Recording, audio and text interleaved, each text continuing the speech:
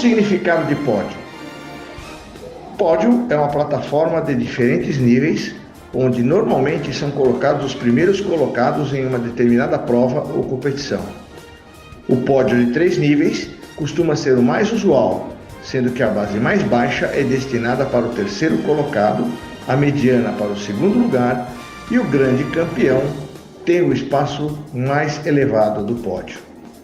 Nas competições esportivas, o uso do pódio é bastante comum em esportes individuais, como natação, corridas, artes marciais, etc. Nas premiações de grandes eventos esportivos, como as Olimpíadas e a Copa do Mundo de Futebol, por exemplo, o ritual da entrega das medalhas de bronze, prata e ouro costuma ser realizado com os vencedores sob o pódio, enquanto ouve o hino nacional de seus respectivos países. Em inglês, a palavra pódio é traduzido como podium, grafia que também costuma ser aplicada em algumas situações na língua portuguesa, mesmo não sendo considerada a forma correta da escrita. Os pódios fazem parte da arquitetura dos antigos templos romanos, considerados como os alicerces elevados que sustentavam as construções. Também davam nome aos muros que circundavam as arenas dos anfiteatros, formando um estrado onde ficavam os lugares de destaque e honra. O pódio é muito mais do que apenas uma plataforma para premiar os melhores competidores. Ele possui um importante valor simbólico e representativo, tanto para os atletas quanto para o público. Representa a conquista máxima, o reconhecimento pelo esforço e dedicação de cada competidor. Para os atletas, subir no pódio e receber uma medalha é o ápice de anos de treinamentos intensos, abdicações e superação de desafios. É a recompensa pelo sacrifício e pelo trabalho duro. Além disso, estar no pódio também significa reconhecimento e prestígio dentro da comunidade esportiva, podendo abrir portas para novas oportunidades de patrocínio e carreira. Para o público, o pódio é um momento emocionante e inspirador. Ver os atletas sendo reconhecidos por suas conquistas e ouvir o hino nacional do seu país sendo executado desperta um sentimento de orgulho e admiração. É também um momento de celebração da competição, onde os espectadores podem testemunhar o resultado final e aplaudir os melhores. É com este conceito e filosofia que fui entrevistado pelo programa Podium Cast, onde falamos sobre política esportiva, primórdios do MMA, história pessoal e tanta coisa bacana. Assistam!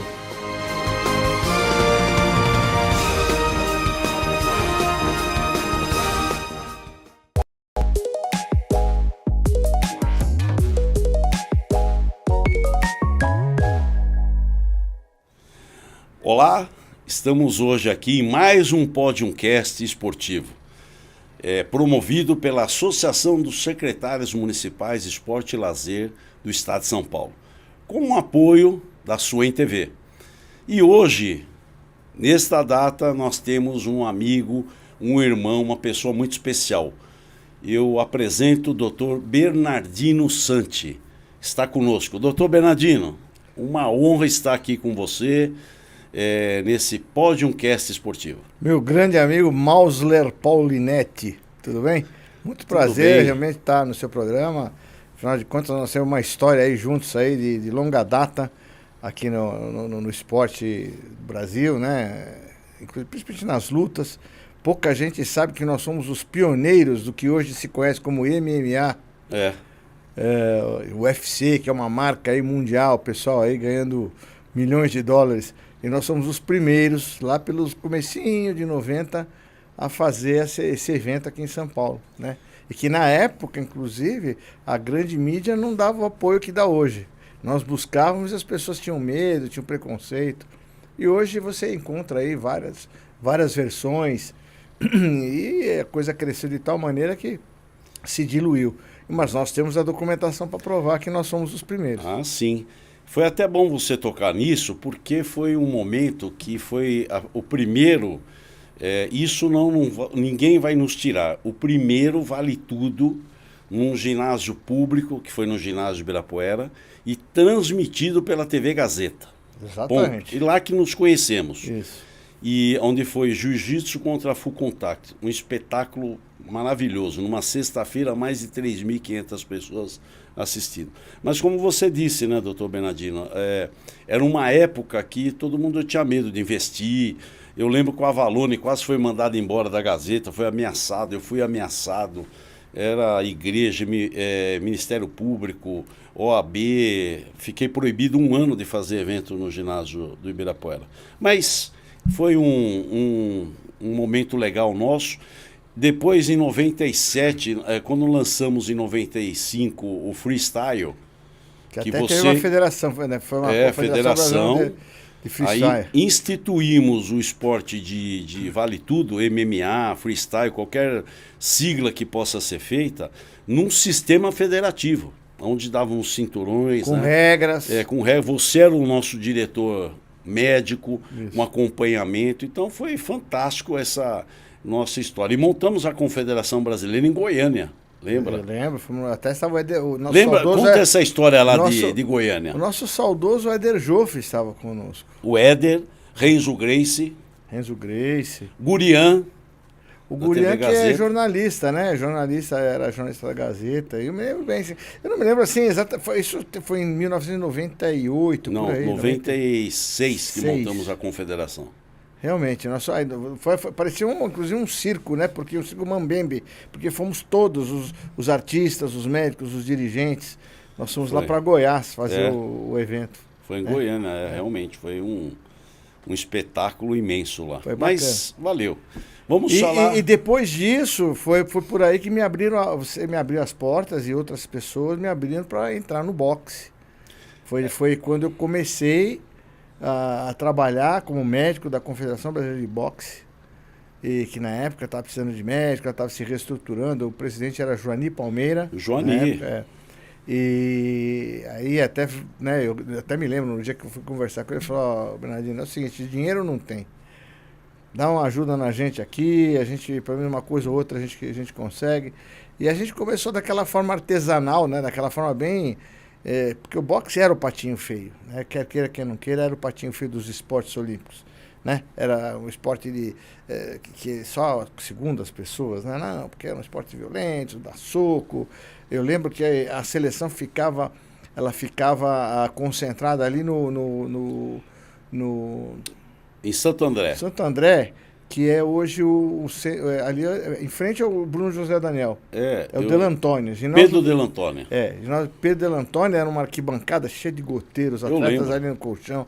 E treinavam, né? Olha, valeu pela experiência. Eu lembro que eu levava ali os remédios à amostra grátis, pedia favor para um, para outro. A Faculdade de Medicina de Santo André foi muito importante nessa época, porque ela me deu um apoio muito grande em várias especialidades que eu precisava para atender os atletas. Então, através das amizades, através dos contatos que a gente faz ao longo da nossa vida profissional, aí eles me deram aquele apoio para que eu pudesse atender, porque não tinha plano de saúde, não tinha nada. A gente não tinha nada. A gente fazia alimentação, comprava ali goiabada, queijo branco, fazia... Quer dizer, olha, foi uma coisa bastante... enriquecedora, né? Hoje o que o boxe o que o esporte é, né?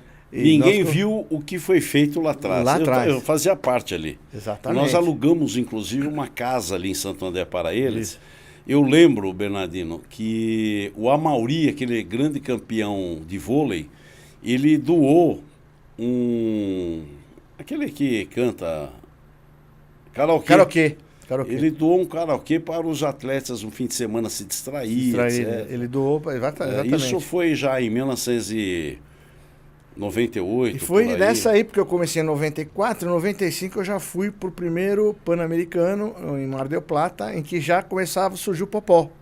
Isso. O Popó foi medalha de prata, né? Ele surpreendeu lá. Quer dizer, nós sabíamos o potencial que ele tinha, porque ele realmente era um atleta diferente. Os adversários que não sabiam. Os adversários não sabiam. E aí ele fez... Conta isso aí para nós. Quando ele chegou lá... Bom, nós éramos os patinhos feios, né? Aqui na América do Sul, principalmente na América do Sul, nós éramos nada. Os destaques eram Argentina, Colômbia, que tinha um boxe tradicional, Venezuela, tinha alguns peruanos também que tinham alguma tradição, né? Paraguaios também, alguns paraguaios bons, e nós éramos talvez a quinta ou a sexta força da América do Sul, né? Então, quando nós chegamos lá, ninguém dava nada. Aí foi o sorteio, né? E era pan-americano, tinha americanos também, tinha cubanos, tinha potências na época, né? E aí foi o sorteio, o Popó ganhou a primeira, o nocaute ganhou a segunda, outro nocaute. Aí começaram a abrir os olhos com o tal do Popó. Tanto é que o cubano que fez a final ganhou por pontos, já veio sabendo que ia enfrentar... Osso duro. Osso duro. Tanto é que foi pau a pau, né? Veja, isso estou falando de 95. Quer dizer, e aí já ali você já começava a vislumbrar o potencial que o atleta brasileiro tinha. E tem, né? O que faltava, assim, é um investimento, uma estrutura profissional, pessoas que pudessem realmente alavancar o esporte, que pudessem trazer profissionais, treinadores, e aí a coisa começou a andar. Em 95 foi Mar del Plata, em 96 foi Atlanta, em que eu já participei do trabalho com os atletas, já que foram para Atlanta. Na época nós levamos, eu lembro, 7 atletas. Que era até um número bastante importante, em vista do que era antes, bastante significativo. Não tivemos um resultado, claro, ainda era um esporte amador, realmente, propriamente dito. O Popó já tinha se profissionalizado. Esse talvez tivesse sido um grande problema, porque nós tínhamos empresários que assediavam, que traziam, que buscavam lá no amador o atleta para ser profissional. Ele se profissionalizou, tanto é que depois ele foi campeão mundial. Porque não tinha bolsa atleta naquela época. Não tinha bolsa nada, não tinha nenhum tipo de ajuda, né? E ele recebeu uma proposta, realmente. Nós temos que entender que o atleta, principalmente do boxe, ele vinha de uma camada social assim, menos abastada, né? Então, obviamente, quando vinha uma proposta importante, né, com um caminhão de dinheiro, como a gente fala, fica difícil você segurar a cabeça do cidadão, né? E não dá para condenar. Tanto é que depois o Popó foi para profissional, ganhou 2 vezes o título mundial, foi campeão mundial, mostrando que realmente quem era o Popó, né? Depois o trabalho continuou, começamos a trabalhar no sentido de garimpar os atletas. Em 99 fui para Winnipeg, 98 Equador, Sul-Americano, 99 Winnipeg, eu já estava como médico do COB ali. Fomos para o Canadá, já tivemos ali uma medalha, um quinto lugar, que já era muito bom, porque a última medalha tinha sido em 60, olímpica, né? Mas tinha tido uma medalha em 68 de Pan-Americano, né? O filho foi de Olimpíada. Aí 2000 foi Sydney, nós levamos 6 atletas para Sydney, com resultados bons resultados.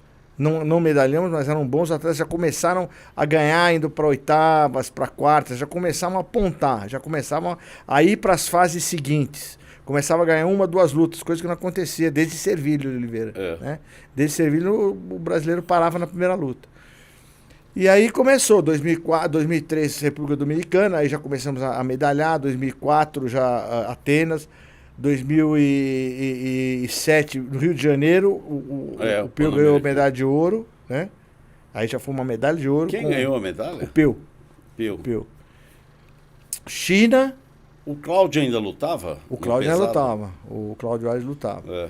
Aí fomos em 2008 China, e em 2012 veio o resultado. Já começaram os resultados de medalha de prata, medalha de ouro, né?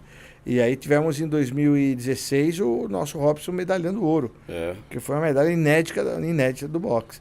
E nisso já aconteceram alguns mundiais, campeões mundiais juvenil, campeões mundiais principal, enfim... Aí o boxe começou a se destacar, e aí obviamente entraram todos os dinheiro da Lei Piva, né, que foi... Tinha a Lei Piva para as federações, Bolsa Atleta.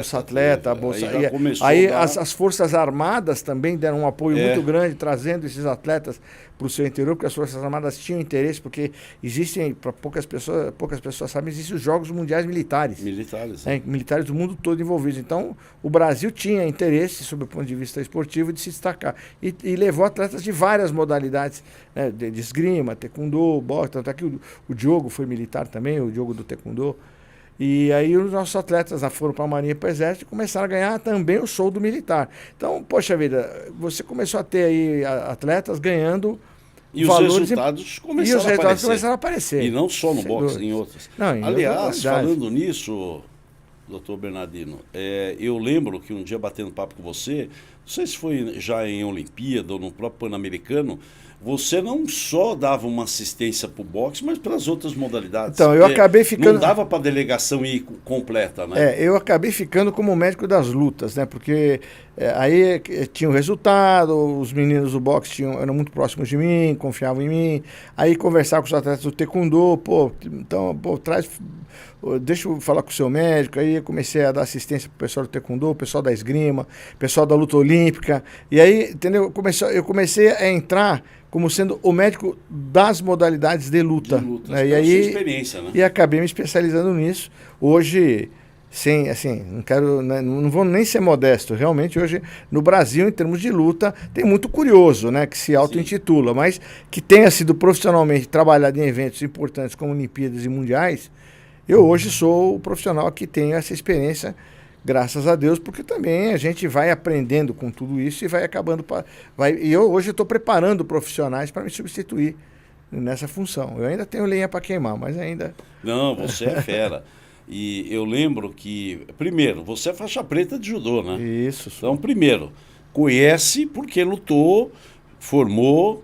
E realmente sabe o que é ser atleta. Sentiu o gostinho da competição, aquele friozinho na barriga, a decepção da derrota, a alegria da vitória, porque o esporte você ganha e perde, enfim, tudo isso fez parte da minha vida desde criança, né? Então, obviamente, você acaba entendendo melhor quando você está lidando com um atleta, né? E quando você já começou a dar essa... eu lembro lá no freestyle, no Vale Tudo, o atleta tinha confiança em você, isso é importante. Você de imediato estava ali atendendo, e não era só na luta. O que muitos vieram me falar e que queriam que você estivesse nos eventos é que o pós-luta você dava uma assistência, um acompanhamento, que poucos fazem. É aquele atendimento de momento e depois lava as mãos. Não quero generalizar, mas você criava um vínculo com o atleta. Sim.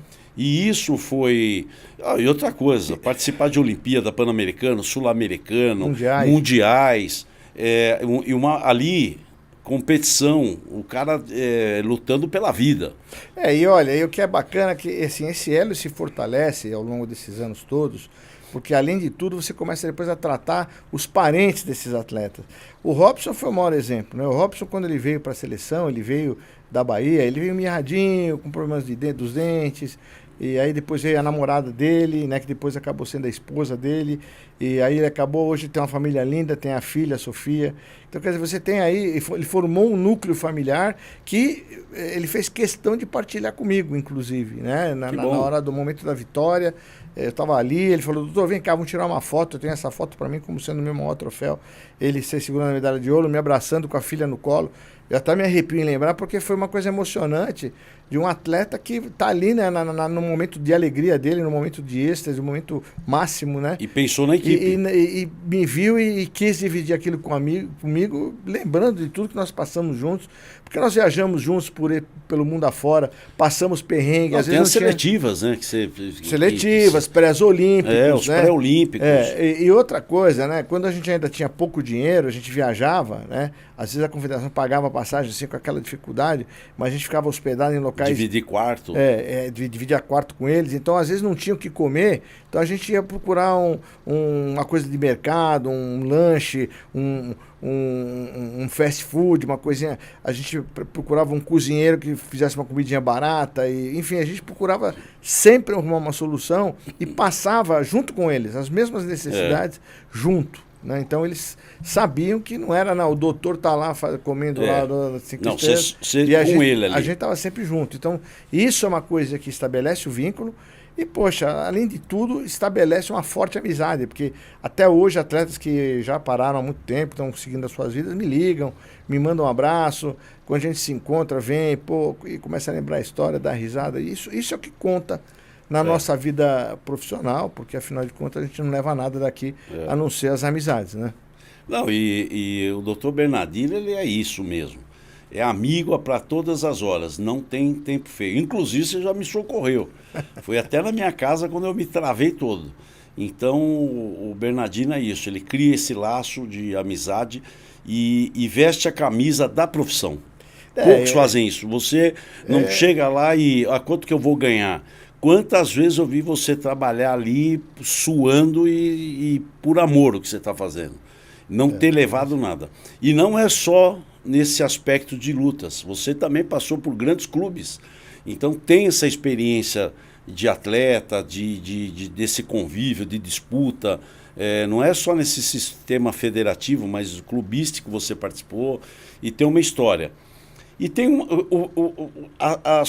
o seu trabalho foi até reconhecido, que você chegou como um dos membros do COB a fazer parte. Que comissão que era? Eu era do Conselho de Ética do Comitê Olímpico do Conselho de Ética. Exatamente. Justamente por essa profissionalismo que você exercia. O patamar acima, inclusive, disso, depois eu fui convidado a ser parte da Comissão Médica da Pan-Americana e depois da IBA, que é internacional, né, que é o corpo médico que cuida do boxe mundial, né?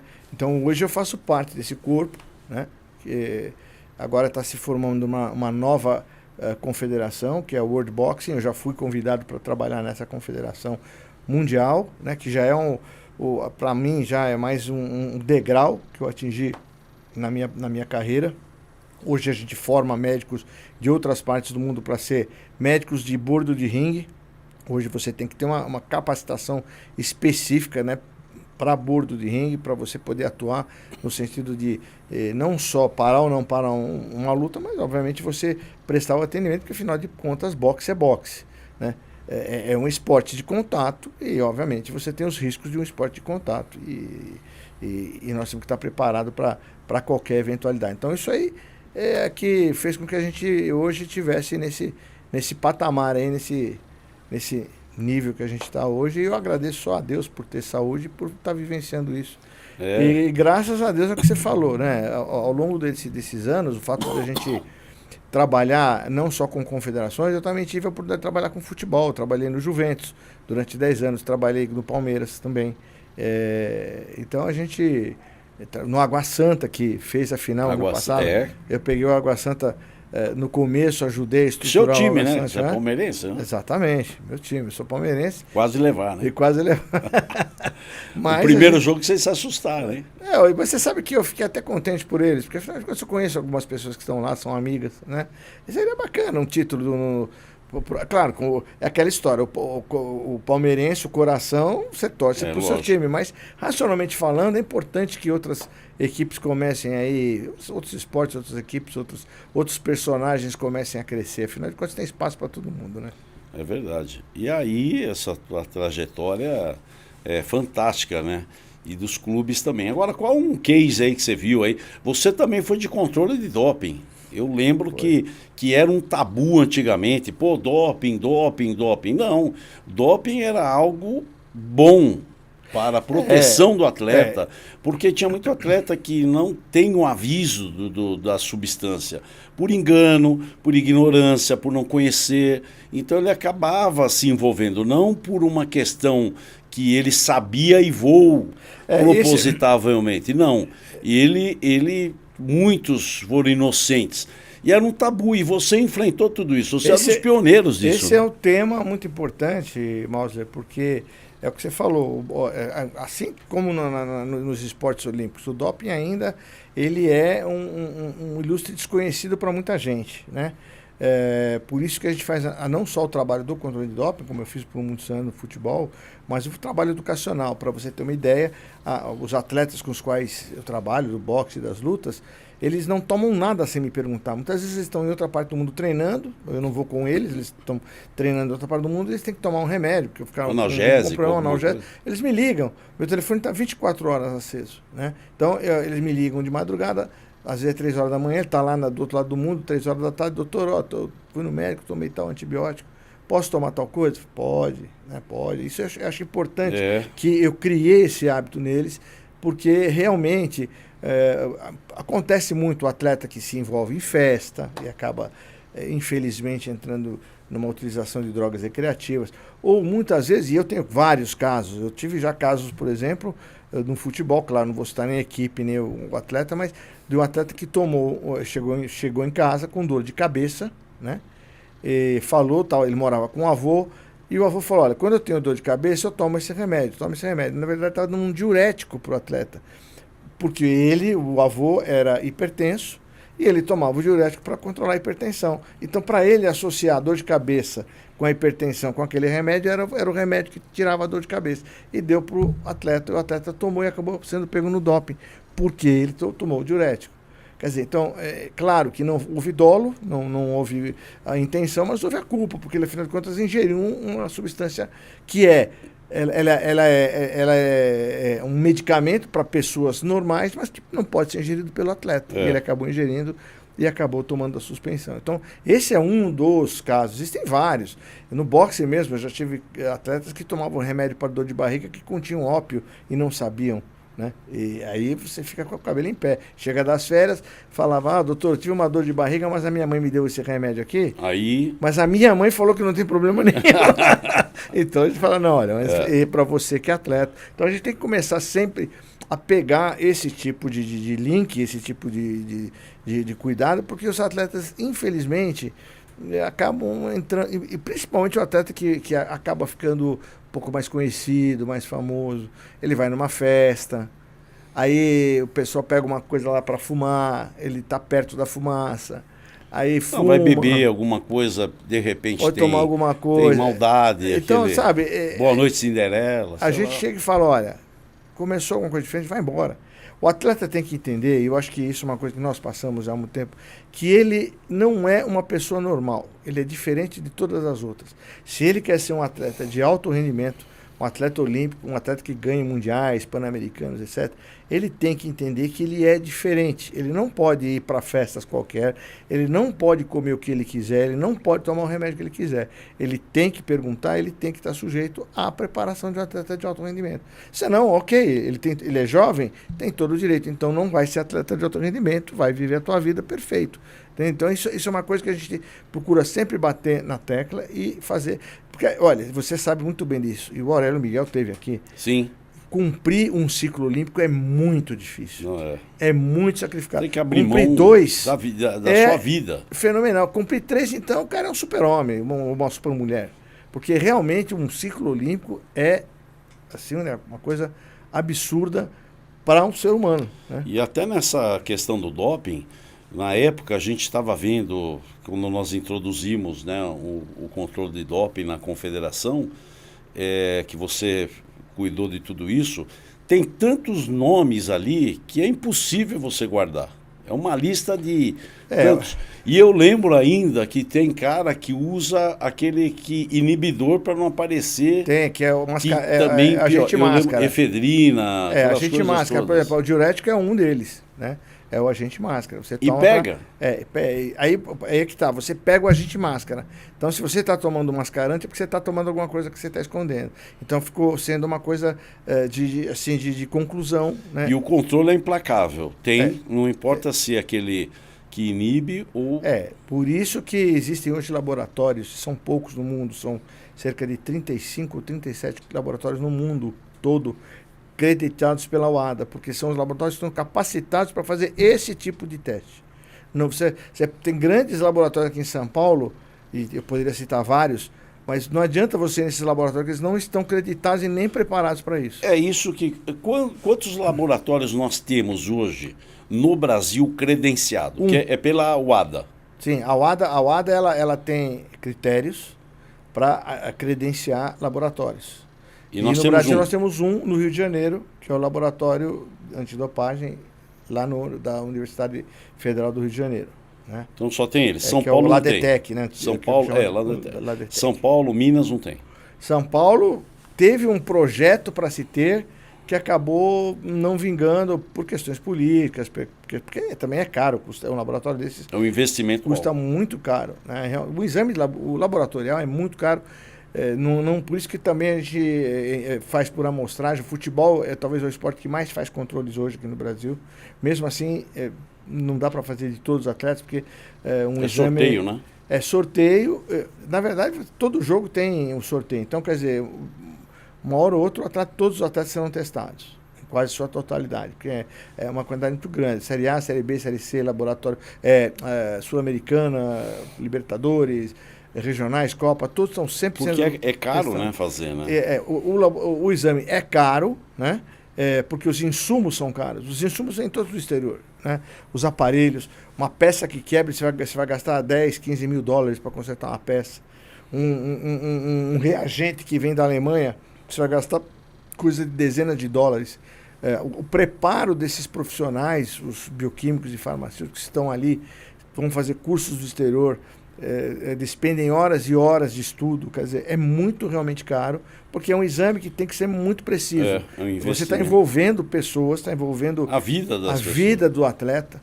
E mesmo assim já aconteceram alguns não erros do laboratório, mas erros do código. O próprio código de ética acabou reconhecendo alguns erros, e aí essa também é a grande vantagem, porque anualmente existe a reunião da OADA, em que lá se discute o que pode ser melhorado, o que pode ser mudado, a lista que vai sair o ano seguinte. Então, é um processo que está em constante evolução, para que se evite o erro, evite, por consequência, a injustiça, e você tenha um jogo limpo, que é o objetivo final, né? Porque, afinal de contas, também tem muito dinheiro envolvido.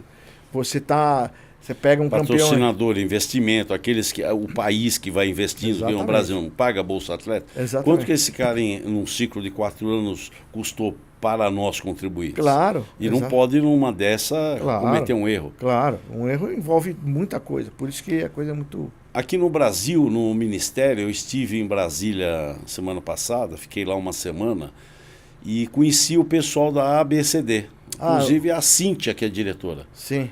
Cíntia, não é a Adriana? Tem um grupo lá, tem a Adriana, a Cíntia, e eu a conheci, um pessoal jovem que está no Ministério, todos os secretários, o próprio ministro André Fufuca, que eu quero mandar um abraço, um jovem que eu tenho grande esperança que ele vai realmente reconduzir o esporte no patamar que merecemos. Que ele é um cara dinâmico, está precisando de uma pessoa como humilde, ele no Ministério. E com habilidade política. Habilidade política, diálogo. Um cara jovem, que tem conhecimento e que, assim, longe das amarras ideológicas, ele é uma pessoa que está querendo levar sob o ponto de vista profissional, né? E quer dizer, tem habilidade, claro, você tem que ter habilidade política, mas é uma pessoa que sabe fazer com que a coisa flua de uma maneira para que o trabalho ande de uma forma orgânica, né? E realmente a gente está sentindo que a coisa está um pouco emperrada. Ele deve ter uns 35, 36 anos, médico de formação. Então, um cara deputado com uma boa votação, inclusive. Eu tive uma boa impressão do ministro André Luiz Ribeiro, que é conhecido de André Fufuca. E uma pessoa que me conquistou. Eu estou acreditando nele em realmente fazer isso. O esporte brasileiro está precisando realmente ter E o grupo ministerial, né? Um grupo bom. Eu conheci lá as áreas, jovens, pessoas compromissadas, trabalhando. Isso nos dá realmente, sabe, ver que o Brasil se posicionou como uma nação do esporte mesmo. Então isso é importante. E você tem esse trânsito lá, sabe melhor do que eu, né? O que a gente precisa ter no Brasil, eu acho que o que está faltando, isso não é de agora, isso já são décadas, né? É de uma política esportiva mais aprofundada e mais massificante. Eu digo isso porque eu sou do tempo em que a educação física era obrigatória, né? Você veja que o meu professor, por exemplo, de educação física, você conhece, foi o Pedrão. O técnico do João do Pulo, simplesmente foi meu professor de educação física. E foi ele que introduziu a vontade da gente fazer, porque ele falava assim, até achei engraçado. Primeiro dia de aula, a gente tinha lá para os nossos 12, 13 anos, falou, não vamos... Ele joga bem futebol, hein? Jogava bem futebol. Falou, não vamos jogar futebol. Futebol vocês jogam na rua. Nós vamos fazer todos os outros esportes. Então nós fizemos voleibol, fizemos basquetebol, fizemos handebol, fizemos atletismo. Nós fazíamos exercício, a gente fazia abdominal, flexão, exatamente, ele fazia um aquecimento, alongamento, aquecimento. Ele falava, tragam lata de tinta na casa de vocês. Aí ele trazia a lata de tinta, aí colocava 2 barrinhas de cimento e fazia peso, levantamento de peso de vários tamanhos, para a gente poder fazer a nossa ginástica. Então era um cara sensacional.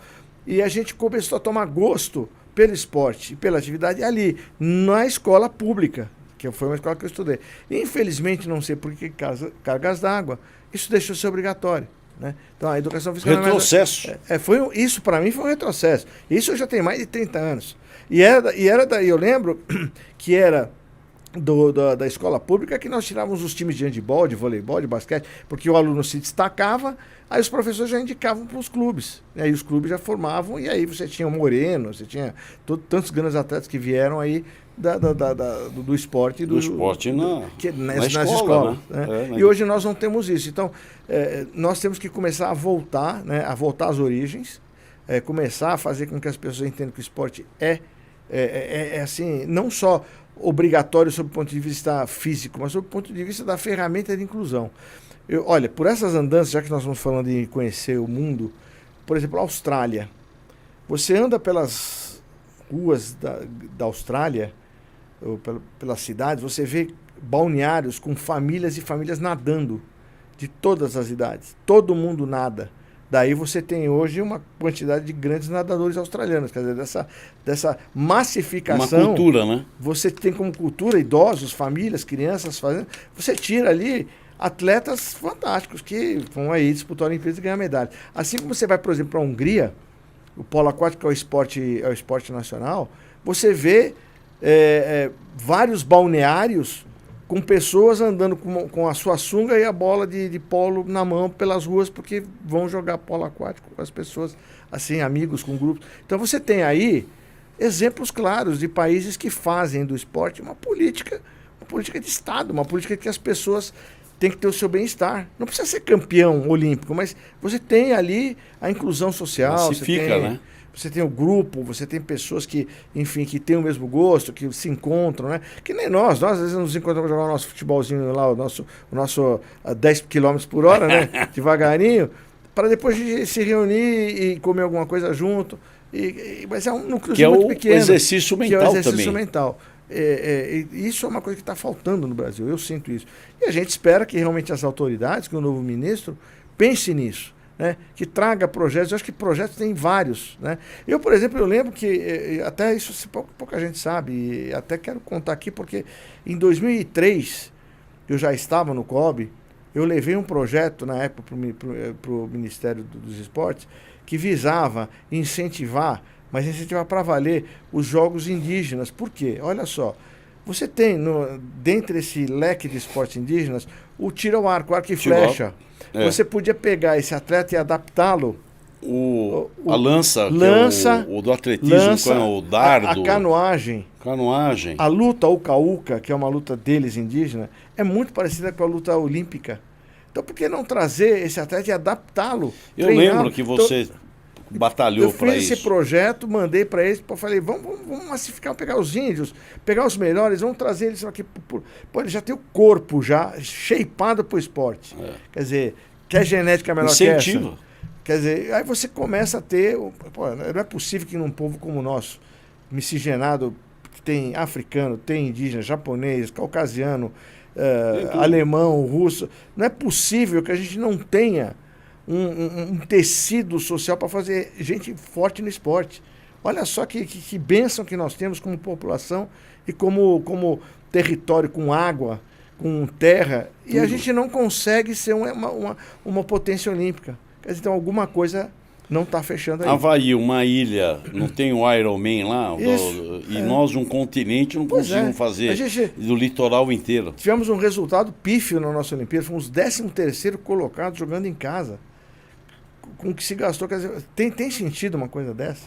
Aí que tem aquilo, não tem a base, porque nós tivemos gosto pelo esporte na escola, como você disse. Eu também tive um professor de educação física que a primeira vez foi ele mandar pintar a quadra, fazer os espaços cuidar do vôlei. Do que é de vocês.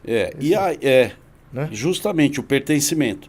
E aí ele dava os exercícios, aquecimento, fundamento do basquete, do vôlei, do handebol. Então a gente tinha gosto por isso. Era uma aula gostosa, tanto até hoje, para os alunos, qual é a referência dos professores? não valorizando de geografia, história, que tem umas aulas magníficas, matemática, tudo. Mas a educação física é aquele que está ali. Era o que estava com a gente ali. Então ele passa a ser aquele cara, aquele profissional querido. E aí escrevia a gente nas competições escolares. Tinha as escolares. Então tinha aquele gosto da competição, ele ia junto com a gente tinha o gosto de representar a escola, ele fardamento a gente mandava fazer. Fazia fardamento e a torcida. Então ali a gente começou a sentir aquele gostinho da competição, de representar alguma coisa ou alguém. Né? E perdemos isso. Então isso se perdeu. Isso eu acho que para mim foi um erro assim que a gente não devia ter cometido, nós temos que voltar. Fica aí a sugestão. Que você já está dando aí. Você encontrar com o ministro, vamos retomar, vamos fazer uma política de verdade. Tem tantos projetos, tem tanta gente boa, com tanto projeto bom, que não gasta muito e que dá para fazer e que dá para a gente poder chegar um dia, quem sabe, a ver o Brasil aí disputando aí com as grandes nações. E o ministro da Educação também, né? Não é só do esporte. Fazer isso. Governo do Estado, o município, o nosso prefeito Ricardo Nunes, que tem trabalhado bastante, o Tarcísio, que é um governador inovador, atuante, que possa começar a olhar para a escola. Aliás, ali que vamos inibir qualquer situação que essas crianças possam se desviar por um caminho que ninguém quer. Exatamente. Dentro da escola, com esporte, com uma educação séria, nós cultivamos valores. Eu acho que é importante. É o que você falou, valores. Você veja, a própria competição, respeitar adversário, aprender a ganhar, aprender a perder, né? Respeitar a regra. Então, o esporte tem tudo isso. Tem tudo isso. Eu acho que é a melhor escola que tem, por isso que hoje, até se você me permite falar do meu canal, eu tenho um canal no YouTube que nós vamos fazer junto aí uma hora. Chama Música, Medicina e Esporte. Por quê? Porque Música, Medicina e Esporte. Junta as minhas 3 paixões, que é a medicina, claro, que eu queria ser médico desde pequeno, o esporte, que eu aprendi a ser médico desde pequeno, e a música, que eu aprendi a tocar desde pequeno. E qual que é o teu gênero de música? Eu gosto de todo, eu gosto de toda boa música, mas eu tenho uma banda de rock and roll. Então, eu vi você tocar ali. Você é baterista, né? Eu sou baterista. E nas horas assim, vagas a gente ensaia, e nós temos ali a hora que a gente desanuvia, a gente tira as preocupações e a gente está se divertindo tocando, né? Então são essas 3 coisas. Fala aí de novo o teu canal aí. Chama Música, Medicina e Esporte. Nós tratamos sempre dos assuntos conectados, então muitas vezes eu trago atletas importantes que são músicos. Por exemplo, tem um vídeo, né? Tem um episódio com o Marcel, ex-jogador de basquete, que é médico e é saxofonista hoje. Eu não sabia que ele tinha essa... E tem lá ele tocando saxofone, ele é músico também. Então, quer dizer, é uma conexão. E, aliás, também a música, ela era obrigatória até 1945 nas escolas. Ela deixou de ser obrigatória. A gente tinha aula de música também. Depois virou arte, fazer peças, aquelas coisas todas, então, artesanato. Infelizmente, é o que você falou, nós estamos tendo retrocesso. Mas que legal, o Bernardino aqui tem... E aí, algum caso que você tem aí na tua história que é interessante a gente... um perrengue ou uma alegria? Olha, conte alguma coisa. Histórias... Uma resenha, vai. Não, histórias tem várias. Até tem Fora aquela de Goiânia, que quase que tivemos que sair. Goiânia e Paraná, né? Que foi um risco de vida que tivemos. Não me lembrando aqui é outra história, mas sua aí. Bom, eu tenho uma que eu já contei até como causa, mas é uma que aconteceu quando eu era médico do Juventus, e que o Juventus estava brigando para não cair, era um ano que estava indo muito mal, e a gente ia fazer um jogo lá em Bauru. E o treinador, não vou dizer o nome, tinha acabado de ser contratado para tentar salvar o time, e não tinha, na época não tinha nutricionista, como muitas vezes ainda não tem equipe que tenha nutricionista, né? E aí eu tinha que fazer o cardápio, fiz lá o cardápio com proteína, com carne, com salada e tal. E aí chega o treinador, boleiro de muitos anos, e fala: doutor, salada dá sono, não pode dar salada pro jogador. Pô, o jogo ia ser 6 horas da tarde, porque era muito quente lá em Bauru. O almoço era meio-dia e meia. Falei: bom, eu não sei de onde você tirou esse dado, mas se tiver der sono, dá tempo de dar uma dormidinha, dar uma descansada, e depois o jogo é às 6 horas da tarde. Então eu acho até salutar. E ele ficou com aquilo da salada. Bom, chegamos lá, que é o jogo difícil, torcida, pressão. E aí começou o jogo, 0-0, que não saía, a gente perdendo gol atrás de gol. Aí o treinador faz substituição errada. No final do jogo, o nosso goleiro toma um frango, a gente perde de 1-0. Bom, Tive estava com sono. Fomos tomar banho e tal. Quando fomos pro ônibus, jantamos na estrada. Quando estamos indo para São Paulo, eu comecei a ouvir o treinador falando, porque a salada que deu sono no jogador, que a salada, que a salada, que a salada. Ou seja, na conclusão dele, o time perdeu por causa da salada. Então, essa é uma história, por exemplo, que é assim. É muito interessante porque ele botou a culpa da derrota, dos erros, na salada. E você tem muita gente no esporte que faz esse tipo de coisa, né? Ou então, por exemplo, você tem atleta que quer tomar anti-inflamatório antes de ficar machucado. Doutor, me dá uma injeçãozinha aqui antes de ficar machucado. Tinha isso? Tem, até hoje ainda tem atletas que querem tomar um anti-inflamatório antes porque acham que vai se machucar, então já não quer sentir dor na hora que acontecer algum tipo de lesão. Isso acontece toda hora, né? E tem muita coisa, por exemplo... em viagens que a gente faz para o exterior, a gente acaba fazendo amizade com atletas de outros países.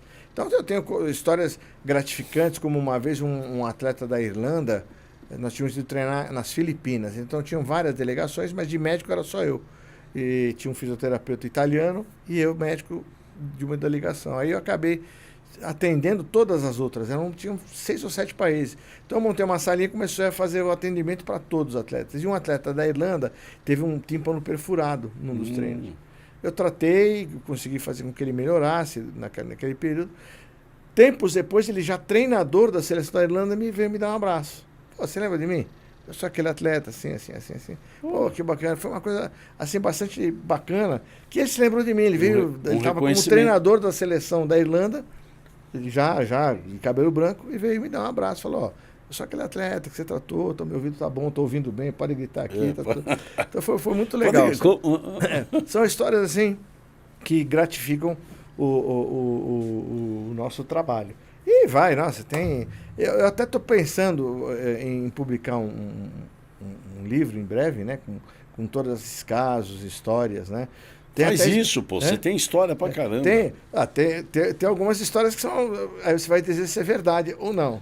Por exemplo, nesse negócio de futebol, um senhor que era o roupeiro lá do clube falava que uma vez ele estava jogando no time dele no interior e ele gostava de jogar na várzea. Botava o coração na chuteira.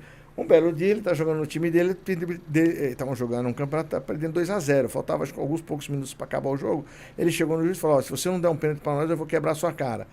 O juiz deu o pênalti. Aí o que aconteceu? Ele botou a bola na marca da cal, ele bateu com tanta força, que a bola estourou, saiu a bola de um lado e a câmera do outro, entrou nos dois lados. O juiz deu 2 gols, foi pros pênaltis, ele ganhou nos pênaltis. Entrou 2 gols num pênalti só. Essa é uma história que ele conta, né? E assim vai, né? Tem muita coisa legal para contar. Nas lutas também, quantas vezes a gente não teve atletas enormes, gigantes, que entravam com medo para lutar, lembra? Tem uns atletas que tinham um tamanho assim, pô, esse cara não vai perder para ninguém. Nós já presenciamos isso. Hã? Nós presenciamos isso. Presenciamos isso várias vezes, né? Enfim, o esporte, ele, além de proporcionar essa experiência, a gente faz muitos amigos também, né? O esporte é aquilo, integra e é importante. Você está falando de história, por exemplo, de doping, eu nunca me esqueço uma. São personagens conhecidos, né? Porque eu estava começando a fazer o doping da Federação Paulista e tinha tido um jogo entre Santos e Corinthians na Vila. Isso estou falando dos anos 90. E quem foi sorteado? Sócrates e Serginho Chulapa. Pô! Sócrates de um lado e Serginho Chulapa. E na época ainda podia tomar cerveja, hoje não pode mais. Na época podia, para poder estimular a urina. Cara, enquanto assim, acabou a cerveja, eles mandaram comprar mais. O jogo acabou 6 horas da tarde, resenha até 10 horas, 11 horas da noite. A gente querendo ir embora, eles tomando cerveja, segurando para não ir no banheiro. Deram dinheiro, mandaram comprar mais cerveja. Nossa, putz, os caras na resenha, Sócrates muito inteligente, uma coisa maravilhosa. E até que aí falou, bom, agora nós vamos fornecer o material. Eram 11 horas da noite. Mas todo mundo já não estava aguentando mais. Porque né? Eles queriam tomar cerveja e fazer resenha. E se eles urinassem, eles tinham mandado eles embora, já deu uma. Então eles seguraram até o quanto puderam para poder continuar na resenha. São coisas, são experiências bacanas que a gente passa na vida. Não, legal. E Bernardino, aqui, como nós temos, o nosso programa é da Associação dos Secretários, e a gente estimula muito que os administradores públicos, que são os secretários, que têm uma missão importante com o seu munícipe, de levar políticas públicas, projetos, etc. O que a gente sempre tem visto, que eles já estão tomando um cuidado de ter os seus departamentos médicos, Sim. uma assistência. Isso você tem uma mensagem para os nossos secretários, aos prefeitos, por que não se pratica se não tiver os cuidados? Olha, recentemente, eu não vou citar, obviamente, né, não vou citar a cidade, a prefeitura, porque não seria ético, mas eu trabalhei para uma cidade próxima de São Paulo, em que eles achavam que era só ter um médico na sala, estava resolvido, não tinha nenhum estetoscópio. Fizemos o contrato, não tinha nem estetoscópio, não tinha uma ambulância próxima, não tinha um desfibrilador, não tinha nada, zero equipamento. Quer dizer, e aí você ficava, sabe, falando ao vento, pô, vamos botar uma ambulância para nos UTI aqui, que a gente tem um desfibrilador, a gente tem um mínimo, já que você não quer comprar para montar, vamos deixar a ambulância aqui. Incrível. E não simplesmente entrar por um ouvido e sair pelo outro, e que fique para o gestor público aqui uma mensagem. A parte médica, ela não é gasto, ela é investimento. As pessoas não entendem isso. E até pouco tempo atrás, até em muitos clubes, a gente era visto como despesa e não como investimento. E isso aí é uma coisa que tem que mudar. Porque você, com investimento na área médica, você tem vários benefícios. O primeiro deles, você evita um acidente que pode, inclusive, trazer dissabores para o município ou para a entidade. Se você tem, por exemplo, uma parada cardíaca, uma morte súbita, você não tem uma forma de você reanimar aquela pessoa, e a pessoa for a óbito, vai ser responsabilizado o agente público e a entidade, porque você tem que dotar de um mínimo de condição. Além do que, você fazendo um atendimento médico preventivo, você evita o acidente. Você faz com que as pessoas pratiquem o esporte com atividade. E você tendo um departamento, tendo um médico especializado, ambulância, equipamento, etc., você vai ter ali, inclusive, o seu dividendo político. Por que não? Porque, afinal de contas, você está disponibilizando... Atendendo bem, né? Atendendo bem a população, que é o objetivo do agente público, do secretário, do prefeito, do vereador, de todas as pessoas envolvidas na prestação de serviço para aquele que paga os impostos. Então, eu acho que fica aqui a mensagem. Nós não somos gastos, nós somos investimento. Principalmente se você tiver um profissional capacitado, a Sociedade Brasileira de Medicina do Esporte, hoje, que é a entidade que dá o título de especialista, ela se esmera nisso, ela forma bons profissionais, e aí é a hora de você pegar esse profissional, e tem vários que podem prestar um ótimo serviço para a sua comunidade, e que você vai remunerar um profissional de forma adequada, e você vai ter realmente um retorno. E a segurança, né? E a segurança para você, claro. Você sabe que você falando isso, eu lembrei, é da nossa época. Nós íamos numa piscina pública, lá na Moca, por exemplo, nós vamos de lá. Uhum. Então a gente ia lá no Centro Esportivo da Moca. Sim. E tinha médico para fazer exame, para ir para a piscina. No Pelé tinha... Pelezão. Então, os centros esportivos tinha médico, atendimento. Além na piscina que tinha o salva-vidas, né? Tinha médico para a gente fazer os exames, claro. E preventivo se houvesse qualquer acidente. Claro, né? Claro. Então, realmente, a gente não via nenhum problema. É uma prática que tem que ser difundida. Se você vai nas grandes nações, nas grandes potências que tem no esporte, né, como sendo uma política realmente esportiva, você vai ter sempre uma estrutura médica muito bem montada, muito bem embasada, né, para você dar uma estrutura, muito bem estruturada para você dar uma condição para essa pessoa praticar esporte. Em todos os países, você pode ver as grandes potências esportivas. Nos Estados Unidos, para você ser um atleta universitário, você ganha uma bolsa para você defender a universidade. E a partir daí ele pode se profissionalizar em várias modalidades esportivas. Então, sempre tem um atendimento médico. Todas as escolas têm a prática da educação física e esporte, não é só esporte também. Exatamente. Então, isso é importante.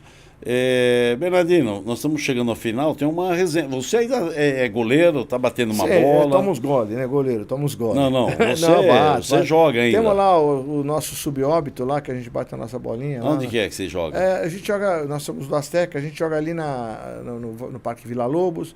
A gente já foi jogar no IP várias vezes. Azteca. Azteca.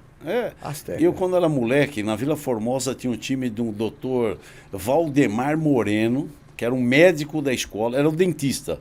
Até me arrancou um dente. Ele arrancava o dente de todo mundo, ao invés de tratar. E a gente jogava num time dele que chamava Azteca. E lá Azteca. Ah, é o nosso. De México, Azteca. O nosso é Azteca. E é antigo. Tem um centro, tem um CDM com o nome dele. Ah, olha só. E não dá para esquecer, né? O dente que arrancou e o que eu jogava no time dele. Associou bem, né?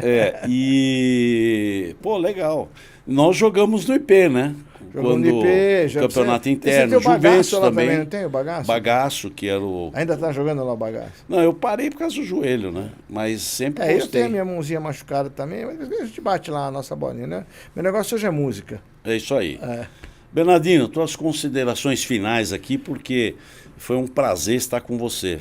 Dá uma mensagem para nós. Olha, o que fica de mensagem, já que é um programa voltado não só para a comunidade esportiva como um todo, mas para as pessoas ligadas ao esporte, aos secretários, aos agentes públicos, que fique atento, que tome realmente mais cuidado com a nossa criançada, com a nossa juventude, no sentido de proporcionar essa condição esportiva, essa qualidade desportiva, porque vocês vão estar contribuindo muito para diminuir o caos que a sociedade tem se tornado com a difusão das drogas. Você anda por aí pela Cracolândia, isso é muito preocupante. E eu vejo no esporte e na música como sendo os instrumentos e as ferramentas para você incluir. Porque a gente tem um país desigual, isso é real, né? Então vamos oferecer um esporte de qualidade. Eu acho que essa é a função do agente público, oferecer esporte de quantidade e de qualidade para que essa garotada, sabe, saia da rua e venha realmente se divertir, venha brincar. A criançada quer brincar, quer ter opções, né? Por que não oferecer esportes pouco conhecidos, como o próprio badminton, que é um esporte bacana? Você tem aí o tênis de mesa, você tem aí os beach que estão crescendo bastante, né? Esporte de praia estão crescendo aí pela cidade. Para qualquer idade, né? Qualquer idade. Eu acho que é isso que nós temos que colocar. E eu espero que realmente chegue essa mensagem para todos vocês. Um abraço, parabéns pelo trabalho de vocês. E vamos seguir em frente. Vamos construir uma nação e um povo muito mais saudável, uma nação mais forte. Bernardino, aqui ninguém sai de mão abanando. Obrigado, meu camarada. Você Poxa. Brother, irmão. Obrigado mesmo. Aqui tem uma lembrança Opa. nossa. Todos que saem aqui. Que bom, já saem com uma lembrancinha nossa. Já estou imaginando nossa. que já vamos tomar uma. Essa daí é a nossa canequinha. Vou tomar uma aguinha aqui. E aqui também nós temos o Moleskine, que é oferecido pelo nosso CREF, Conselho Regional de Educação Física aqui de São Paulo, através do nosso querido professor e presidente Nelson Leme da Silva Júnior, que você conhece. Sim. E os conselheiros também que sempre nos apoiam. E essa é uma lembrança que nós oferecemos. Poxa, bacana. Porque não se faz esporte com uma educação física consolidada, com um trabalho bem feito, como você falou no início. Isso é uma coisa bacana que eu peguei também, já que a gente está falando de educação física, que o professor não tinha o CREF. O CREF é uma coisa relativamente nova, né? Vai fazer 25 anos agora. Então, é relativamente novo, perto de outras profissões. E foi uma reivindicação desses profissionais durante muitos anos, para que se tivesse uma condição de regulamentar a profissão, de que a profissão fosse reconhecida. Poxa, e o professor de educação física, aliás, para mim, o professor, para mim, assim, é uma tríade, né? Você sabe que a tríade significa muita coisa, né? A nossa tríade lá. Saúde, sabedoria e segurança, né? Então, o que nós temos lá? O médico, o policial e o professor. Para mim, são as três pessoas mais importantes da sociedade. E o professor acima, ele está aquele assim, porque todo médico e todo policial precisa de um professor. Então, esse, para mim, é a pessoa mais importante da sociedade, em todos os níveis. Professor de geografia, de história, de educação física, matemática, português. Todos nós aprendemos com eles. Passamos pelas mãos de um professor. Então, parabéns para o pessoal da educação física, eu tenho o maior respeito. Eu faço parte de um grupo, inclusive, que eu fui paraninfo desse grupo de educação física da USEC, 81, então eu faço parte desse grupo. Então, todo dia a gente conversa e a gente manda os parabéns no dia do professor de educação física. Que é esse mês. Você foi professor universitário, então? Fui professor da Educação Física da Santa Amaro por vários anos. Fui na FIG também. Parabéns. Então é isso aí. Um abraço, Mauro. Obrigado pelo mais uma vez, doutor Bernardino. Fica com Deus aí. E estamos aí, para mais vezes aí. Vamos marcar outras vezes para fazer uma resenha aqui. Tá bom? Obrigado. Um abraço.